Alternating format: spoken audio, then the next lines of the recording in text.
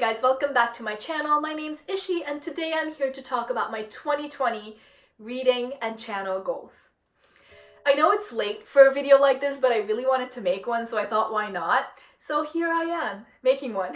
Starting with my reading goals, I have 6 of them, and goal number 1 is to read 50 books. Let me take you back a couple years and tell you a bit about my reading journey. So I loved reading always as a kid, in elementary school, middle school, high school, but kind of around the time I graduated from high school and started at university, I just stopped reading, and I did not read for like a couple years, from like 2016-ish to like 2018. So in 2018, I was like, okay, get your butt in gear and read some books. So I made a Goodreads account, I made myself a goal, and my goal in 2018 was to read 5 books. And this is how it went.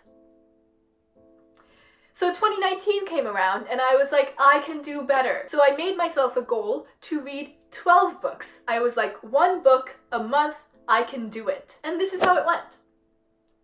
2019 was by far one of my best reading years, and I think it is because of all the people I met on Twitter and on YouTube, because I felt really encouraged to read since I saw everyone else was reading also. So thank you guys so much for making me read. I know this year my goal is 50, which is less than I read last year, but I am graduating from university this year and hopefully will be starting a job if I can find one. I feel like I will be overall more busy than I was last year, so I don't want to stress myself out too much. Goal number 2, read widely. I love reading fantasy, and I have a really hard time reaching for books that are not fantasy. So I want to put effort into reading contemporary, nonfiction, and just books that I would not normally pick up. Back in high school and middle school, I used to love going to the library. I used to browse the shelves for hours and hours. I used to sit in the aisles and read random books I found, and I used to bring home books that I have never seen before in my life. Last year, I did not do that. I just put books on hold. Once they were there, I went and got them, and because of that,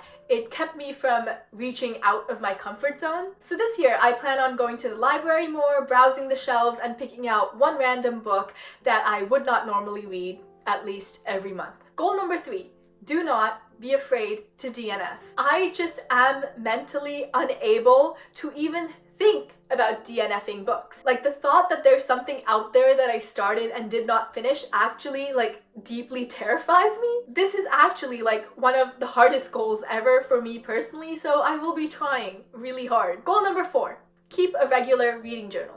So last year I started a reading journal, but I only really journaled about books I like, so there's just entries about 4 or 5 or 6 books in there. This year I want to at least put something in about every single book I read, even if it's like a quote or like a little blurb or even just like a picture of the cover of the book. Just something that will help me look back and remember all the books that I read. Goal number 5, do buddy reads. I love talking about books, not only on my channel, but also with people personally. So I would love to get to know more people in the book community and buddy read with them. I feel like it also enhances your experience of reading the book, like when you get to talk to someone about them and they're reading at the same time as you are. So yeah, if there's ever something on my TBR that is also on your TBR and you would like to buddy read it, please let me know. And my last reading goal is to reread all the books that made me fall in love with reading. So I'm graduating university this year, and all my life I have been a student. And since I'm a student, I feel like a kid. Like, there's just something about being in school, having teachers, having homework that makes you feel like a kid. And I feel like I will be starting kind of like a new chapter in my life once I graduate and go off into the real world and have a job and etc, etc. And that sounds like the cheesiest thing I have ever said, but that's just what I feel like. So as I start this new chapter in my life, I want to go back to my roots, go back to the books that made me who I am as a person, the books that made me love all the things I love today, and to just kind of reflect on them and to kind of carry this piece of childhood with me into this new chapter of my life. I feel like the more I talk, the cheesier it's getting, so I'm gonna stop. All the books I have on this list are series, and the first series I want to reread is The Chronicles of Narnia. This is the series that made me fall in love with reading. It's so magical, and going back to it will be so nostalgic. I'm really looking forward to it. I'm ready. I'm ready to reread this. Next, Harry Potter. If The Chronicles of Narnia is the series that made me love reading, Harry Potter is the one that helped me to continue loving reading. Like, everyone says this, but Harry Potter is like, it means so much to me.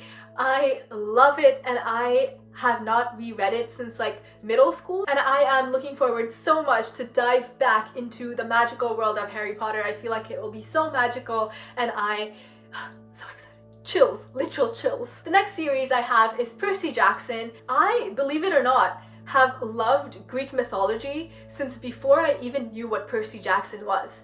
And I was just this huge like Greek mythology nerd, and then I discovered this series and I was like, this is possibly the best thing I have ever read in my entire life. So I would love to reread that. And once I have reread Percy Jackson and the Olympians, I want to get into Rick Riordan's other series because I have not read a single book out of the Percy Jackson and the Olympians. The next series I have on this list is The Raven Cycle. The Raven Cycle is the first YA series I ever got into, so it has a special place in my heart. I am kind of scared though that once I go back and reread it, I will not like it as much as I liked it the first time around, so it'll be interesting to see if my opinions about the series change or not. And last but not least, I have the All for the Game series, or the Foxhole Court series, and I know I said I was scared that I might not like The Raven Cycle as much, but I know for a fact that there is nothing in the world that will stop me from liking the Foxhole Court.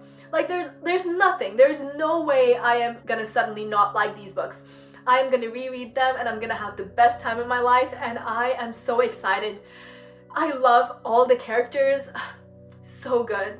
So good. And finally, moving on to my channel goals. I have 4 of them, and goal number 1 is to post a video every week.